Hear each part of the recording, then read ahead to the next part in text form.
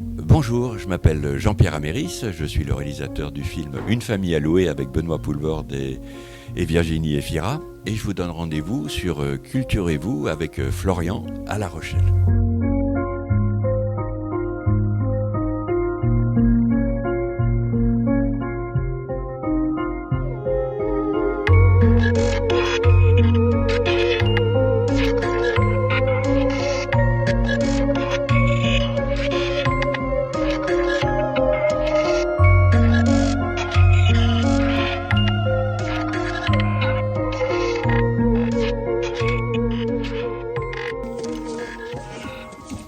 Parfois, un film, ça naît d'une lecture, d'un livre. Moi, j'ai fait quelques adaptations, comme Je m'appelle Elisabeth ou L'homme qui rit, qui était un de mes romans préférés de Victor Hugo quand j'étais adolescent. Et puis, parfois, ça vient de la vie. Là, c'est vraiment Une famille à louer, très nourrie d'autobiographies, comme Les émotifs anonymes. C'est drôle parce que c'est ma deuxième comédie, et les deux comédies sont nourries d'autobiographies, sont les films où je parle le plus directement de mon expérience de vie. Dans Les émotifs anonymes, c'était l'expérience de cette timidité, de cette émotivité qui m'a quand même vraiment handicapé quand même pendant longtemps. Et là, on peut dire c'est un peu la suite, quoi. C'est un émotif en famille. J'ai découvert la vie de famille tardivement, il y a 7 ans. Moi, j'étais un peu contre, puis j'étais vraiment très solitaire, a tendance à me replier sur moi-même. Et il y a 7 ans, je rencontre Muriel Magellan. En écrivant un scénario ensemble, elle est scénariste, on écrit une adaptation de La joie de vivre d'Émile Zola pour la télévision. On tombe amoureux et avec elle et son fils de 9 ans, elle, mère célibataire avec un fils de 9 ans, j'ai découvert ce que c'était le vivre ensemble, la vie familiale.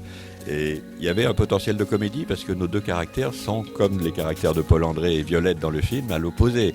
Moi, je suis tout de même très angoissé, très obsessionnel, très sombre, et j'ai besoin d'ordre, je suis très maniaque. Et elle est cette mère célibataire, pleine de courage, beaucoup plus positive, d'optimisme. Donc déjà, il y avait dans les deux tempéraments la matière à une comédie romantique. Et puis en 2011 me vient l'idée du postulat, un homme riche, ce qui n'est pas mon cas, mais donc là on est tout de suite dans le conte, un homme riche qui peut s'offrir tout ce qu'il veut, mais qui ne rêve que d'une chose, la vie de famille, qu'il n'a pas connue étant enfant, rencontre une mère célibataire, en galère, avec 2 enfants de 2 pères différents. Il lui propose de lui rembourser ses dettes, en échange de quoi elle le prend comme en stage dans sa famille sans le dire aux enfants. Et là, on savait qu'on avait un postulat de comédie qui nous permettait à la fois d'amuser les spectateurs et de dire beaucoup de choses sur la famille.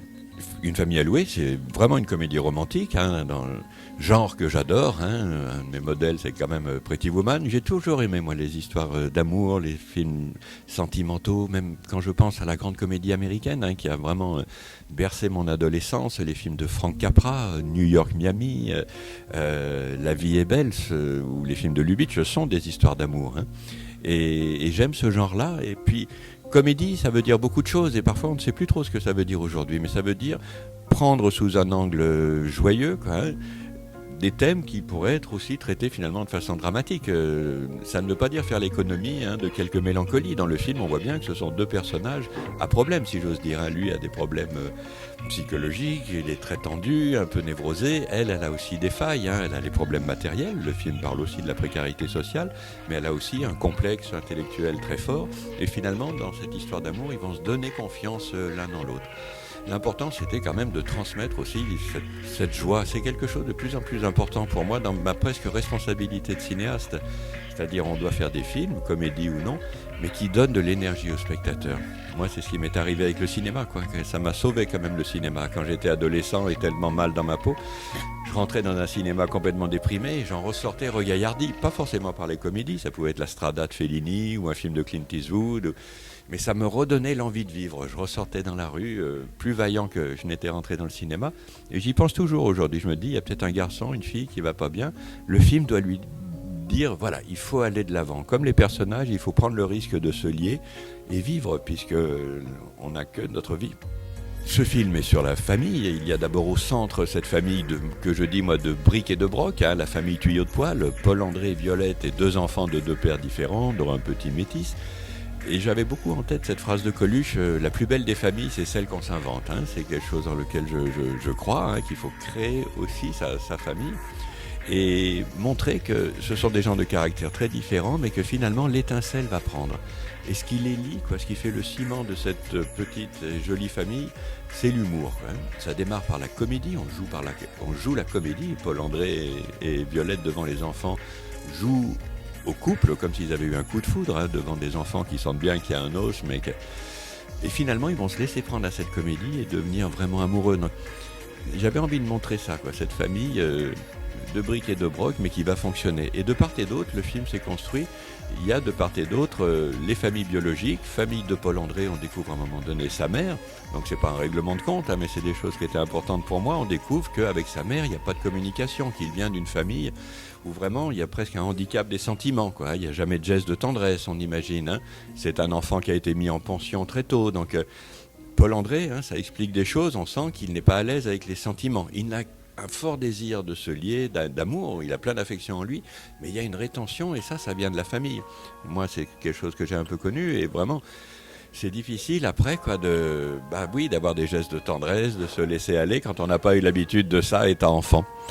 Et pour elle, de son côté, c'est le contraire, c'est une famille très pléthorique, elle a un frère qui est omniprésent, et là c'est le thème de la dépendance affective. Son frère, il est dépendant, il aime beaucoup sa sœur, mais en même temps il l'exploite un peu, il lui fait nettoyer la cage d'escalier de l'immeuble où il est concierge. Dès qu'elle est un peu heureuse, on sent qu'il est jaloux, il l'abreuve de textos pour la culpabiliser, donc c'était important de montrer ça, que c'est pas du règlement de compte avec la famille, mais qu'il faut savoir se libérer des chaînes familiales quand même, des schémas familiaux. Donc le film s'est construit comme ça. Au centre, une famille inventée, qui fonctionne, et de part et d'autre, les familles biologiques. Et puis montrer ça, que pour aller de l'avant, il faut créer sa famille.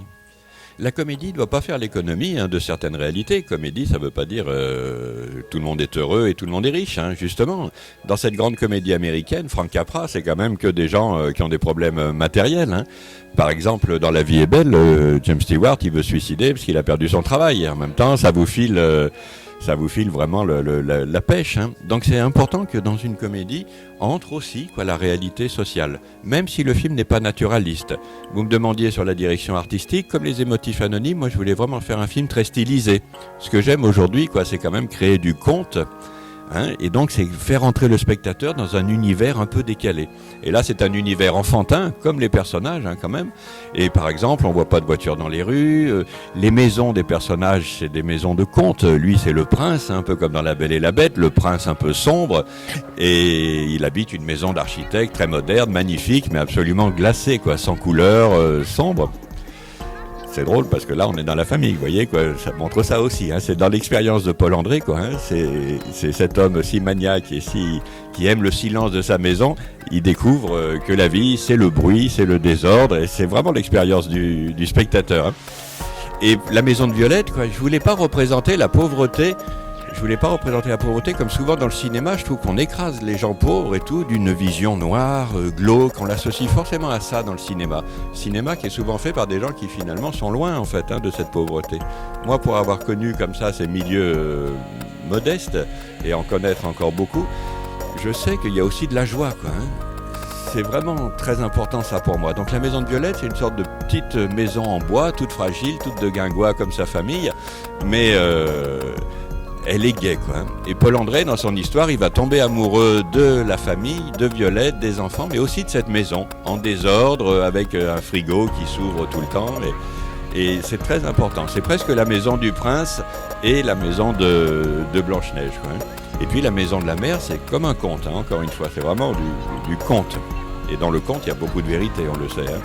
Et la maison de la mère, c'est un peu, de façon amusante, la maison de Psychose d'Hitchcock, puisque c'est une mère très Hitchcockienne, comme la mère des oiseaux, cette mère qui ne peut pas aimer sa belle-fille Tippi Hedren, qui est jalouse et qui finit par quand même l'aimer à la fin lorsque Tippi Hedren est presque violentée par les oiseaux. Donc construction artistique, c'est-à-dire faire quand même quelque chose aussi de joli, d'enfantin. C'est pour ça que je suis jamais plus heureux que quand les enfants voient le film et me disent qu'ils l'aiment parce qu'ils y reconnaissent beaucoup de choses. Ce qui sauve les personnages dans ce film et ce qui range pas les spectateurs heureux, c'est quand même ce regard enfantin. On me le reproche parfois, on dit que c'est un peu trop du bon sentiment, mais en même temps, moi j'en ai besoin. C'est mon regard, c'est vrai que c'est ma façon un peu de voir la vie, de contrebalancer l'angoisse par le plaisir du jeu et le plaisir du cinéma aussi. Inventer son monde contre la dureté de la vie, quoi. C'est justement inventer son humour et c'est ce qui sauve les personnages, c'est leur humour. Au moment où j'ai l'idée du film, en 2011, pour moi, c'est Benoît Poelvoorde. C'est vraiment... Je lui ai dit, d'ailleurs, écoute, je vais écrire un film pour toi. Je lui ai dit un peu le sujet et il me dit, banco, quoi. Il était content à l'idée de se retrouver, mais on ne sait jamais après. Les acteurs, on peut écrire pour eux, ça m'est arrivé parfois. J'avais écrit pour Sandrine Bonner, avec qui j'avais fait C'est la vie, le rôle de Maman est folle. Finalement, voilà. Et ce que je respecte, ça ne l'a pas senti et c'est Isabelle Carré qui l'a fait. Donc c'est quelque chose qui peut arriver, mais il y a toujours un moment de deuil. C'est un peu un risque d'écrire pour quelqu'un. Mais là, tout de même, c'était vraiment un portrait et de moi et de Benoît Poelvoorde. Il y a beaucoup de choses de Benoît Poelvoorde dans le rôle de Paul André. On avait plein de points communs. Le fait d'arriver à la cinquantaine sans enfant, d'en avoir une certaine mélancolie, de se dire, ben voilà, on sera des hommes et tout qui n'auront pas connu ça, quoi. D'être papa, on peut vivre sans enfant, mais tout de même, c'est une petite mélancolie. Et puis ce tiraillement qu'il a comme moi entre l'envie de se lier, il a plein d'affection en lui, et en même temps cette tendance au retrait, quoi. Il n'est jamais aussi bien que dans sa grande maison à Namur, tout seul avec son chien et ses livres. Donc j'avais vraiment envie de me nourrir de lui, même sur sa maniaquerie, qui est quasiment encore plus grande que la mienne. Par exemple, je lui ai pris des choses. On voit dans le film que Violette a amené de la terre chez lui sous ses chaussures. Il le voit, et tout d'un coup, sans prévenir, il part chercher un aspirateur et il ramasse la terre qu'elle a mis sous ses chaussures. Ça, c'est quelque chose que j'ai vu Benoît faire. Donc, vous voyez, il aime ça, quoi, il sait qu'avec moi, que je vais le filmer tel qu'il est, de façon intime. Et c'est beau, quoi, dans une relation réalisateur-acteur, quand on a ce lien, quoi. C'est un peu la même chose avec Isabelle Carré aussi, sur les 3 films qu'on a eus. J'aime filmer l'acteur qui joue, mais j'aime aussi filmer l'être, quoi. J'aime filmer Benoît Poelvoorde tel que je le vois. Et je sais qu'il me donne beaucoup de vérité. Et Virginie, c'est en effet, je n'avais pas de personne précise en écrivant ce rôle. Et je l'aimais beaucoup dans des films comme 20 ans d'écart que j'aime beaucoup avec Pierre Ninet. Et puis c'est vrai que les hasards de la vie font qu'on s'est rencontrés à un congrès d'exploitants. Je présentais la bande-annonce de L'Homme qui rit, elle la bande-annonce de 20 ans d'écart. Et on avait le même distributeur, donc on a été ramenés sur Paris ensemble. Et le temps de discuter pendant ces 2 heures de voiture, alors que j'étais en train de finir le scénario, c'était une évidence. C'était elle, pour plein de raisons.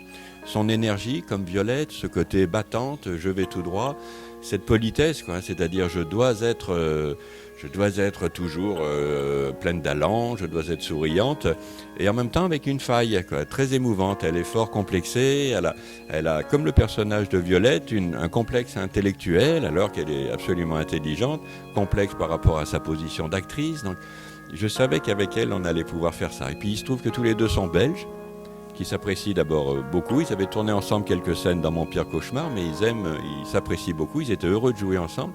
Et j'ai beau dire, moi j'aime beaucoup l'esprit belge. Déjà, Les Émotifs Anonymes, c'était écrit par un scénariste belge, c'était très belge et visuellement et dans l'esprit. J'aime beaucoup cet humour. Et je trouve que les acteurs belges ont quand même vraiment cette faculté à ne pas se soucier de leur propre image. Aussi bien Benoît que Virginie, ils peuvent y aller dans le burlesque. Elle rentre bourrée à un moment donné, elle tombe sur le lit. Enfin, il y a pas. Elle est quand même habillée comme l'as de pique. Je lui ai demandé de s'en tenir à un petit chignon qu'elle pouvait faire elle-même. Donc, c'est pas sophistiqué. Et c'est ça qui est beau parce qu'ils jouent, quoi. Ils sont moins cartésiens peut-être que les acteurs français. Et ils sont tout partant pour aller vers la fantaisie, le côté un peu surréaliste du postulat. J'ai plein de souvenirs. On a tourné la maison de Violette, cette petite bicoque, on la voit de l'extérieur, c'est une vraie petite maison en bois comme ça, mais l'intérieur, bien sûr, on l'a fait en studio. J'ai adoré tourner et j'aime de plus en plus tourner en studio. L'Homme qui rit, c'était tout en studio, avec en plus les fonds bleus, beaucoup de trucage, mais là c'est donc en studio, et c'est quelque chose que j'adore parce que vous pouvez sur le papier faire les plans avec votre chef décorateur et déjà faire la mise en scène sur le papier. Moi je voulais faire un film qui soit aussi un hommage aux grands films américains des années 40-50, et quand vous regardez ces films de Lubitsch, Capra, vous voyez que c'est merveilleux parce que les acteurs sont pris en pied, quoi. Donc il faut du recul dans les pièces, et ça vous pouvez pas le faire dans des décors naturels. Seul le studio peut vous donner ce recul. Et d'avoir conçu l'espace, j'avais aucun embêtement pour les faire beaucoup bouger, quoi. L'important c'était pour le film, que les enfants puissent courir tout le temps, le gamin fait de la trottinette dans le salon, donc c'était important que ça circule bien. Et dans les plus jolis moments, il y a eu ce moment où les Violette et Paul André racontent leur pseudo-rencontre amoureuse à Pôle emploi, et c'est un moment de trouble aussi, où finalement, à force de raconter un mensonge finalement, quelque chose de bien, de vrai entre eux, quoi, de sensuel, ou c'est l'amour qui naît sous le regard des enfants. Et c'est un des merveilleux souvenirs. C'est vrai qu'ils m'ont quand même beaucoup fait rire. Même si faire une comédie, on rit pas toujours, parce que c'est aussi très sérieux. Je peux dire déjà, hein, pour l'avoir beaucoup montré, hein, que c'est un film, je crois, qui fait du bien, hein, et sans chercher justement à calculer, à manipuler le spectateur. Non, les gens sentent qu'il y a beaucoup de sincérité. C'est quand même un film très, très autobiographique, très sincère, et ça touche, ça cueille les gens. Beaucoup de gens me disent, on vient pour voir, quand on a vu l'affiche, le postulat, on pense que c'est peut-être une comédie, on va rire, on va passer un bon moment, et puis on est cueilli aussi par l'émotion, et puis tout d'un coup on se dit, mais il parle de nous aussi, on s'identifie aux situations, la famille, on a tous à faire avec ça, hein. Tout le monde dit, hein, quand on n'a pas de famille, on est triste, quand on en a une, c'est pénible, donc tout le monde y retrouve quelque chose. Et si je dois donner envie aux gens, c'est ça, quoi. C'est la promesse quand même avec ce film que j'avais de donner aux spectateurs un moment de bonheur, c'est sûr, on en sort positif, quoi, hein, heureux, et puis aussi des vraies émotions, quoi, hein. C'est ça le plus important. Moi je pense que comme cinéaste, il faut quand même on propose du spectacle, hein. Moi j'aime le spectacle et j'aime l'idée que les gens vont quand même sortir de chez eux, payer la babysitter, payer le billet d'entrée, donc faut donner beaucoup, quoi. Et je crois que le film est quand même généreux, quoi, en situation, en drôlerie, mais aussi en émotion. Et puis surtout, voilà, je suis heureux de voir par exemple que les enfants l'aiment beaucoup, quoi, hein. Les enfants dans le film sont très importants, c'est deux personnages aussi importants que les adultes, hein. Et les enfants, du coup, de 8 à 12 ans, s'identifient beaucoup aux situations. Une dame récemment dans un débat m'a remercié d'avoir fait un film que l'on peut voir avec ses enfants. Donc ça j'ai été content. Elle dit c'est pas si fréquent en fait, hein. Et à part les films d'animation, mais c'est pas si fréquent de voir un film dont on peut parler aussi après. On peut dire tiens mais nous dans notre famille est-ce qu'il y a ceci, il y a cela. 70 dates, 70 villes, je l'ai toujours fait, j'aime le contact avec le public, hein. Moi qui ai eu, à une époque, moi, c'est important, c'est de la communication, c'est le sujet du film, hein. C'est quand même le message, s'il y en a un, c'est vraiment qu'il faut prendre le risque de se lier. Évidemment, si on reste dans son coin, comme j'ai eu tendance à le faire pendant longtemps, on prend pas de risque, hein. Mais après on est dans le regret, quoi, hein. On est quand même un peu mélancolique. Faire un film, comme faire n'importe quoi, c'est se risquer à la critique. Il y a des gens qui n'aiment pas, mais en même temps, c'est de la communication. Et puis, c'est vrai que la plus belle récompense, c'est de voir des gens, quand même, qui ont la banane à la sortie du film et qui vous remercient pour ce moment-là, quoi. C'est quand même la beauté du spectacle, c'est quand même donner, quoi. Et recevoir, dans ces échanges avec le public, c'est 70 villes, c'est fatigant. Mais en même temps, là, sur ce film-là, je reçois beaucoup de tendresse, d'affection de la part des spectateurs. Merci à vous.